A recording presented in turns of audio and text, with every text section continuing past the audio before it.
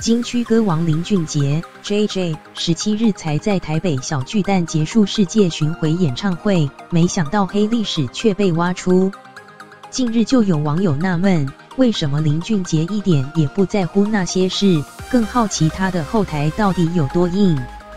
林俊杰私下的感情世界一直以来都让外界相当好奇，过去曾与前天气女孩 Yumi、女模陈立冷、汪姿曼等人闹绯闻。4年前，地下歌手陈彦恒更直接在他的签唱会上动手挥拳，痛批他乱搞男女关系，搞大人家肚子后给钱就想了事。虽他一概否认，但还是引起各界瞩目。对此，就有一名网友在好奇发问：依照他的知名度，这些事情应该全被摊在阳光下，为什么他那么多八卦都没有浮上台面？他后台到底有谁？想知道他后台到底有多硬？文章曝光后，网友纷纷回应：应该不是后台硬不硬，是他自己有钱，粉丝又多吧。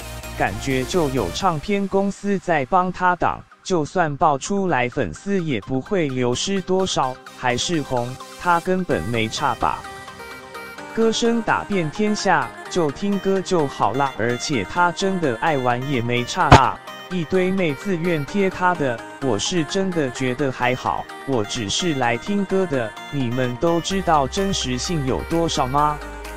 看见黑影就开枪，还有网友要原 PO 去 Google 看一下他爸妈爷爷一代是做什么的吧。根据 ET Today 星光云报道，林俊杰出生于新加坡豪门，爸爸是白手起家，从事电话相关事业，妈妈则在新加坡经营卡拉 OK 店，哥哥则是在欧洲体系银行任职经理。姑姑则嫁给了日本知名集团的总裁，家世背景相当惊人。但就算如此，仍有许多网友认为人家的私到底干你们什么事啊？私又怎样？至少我看到的是他在荧光幕的样子，是让我觉得他值得。JJ 靠自己的歌声走到今天，至少不是杀人放火、偷抢掳掠吧？至少在我眼里，他把歌手这职业做得很好，他的后台叫实力，谢谢。至少他唱歌很认真很真诚，哪个艺人不会有负面新闻？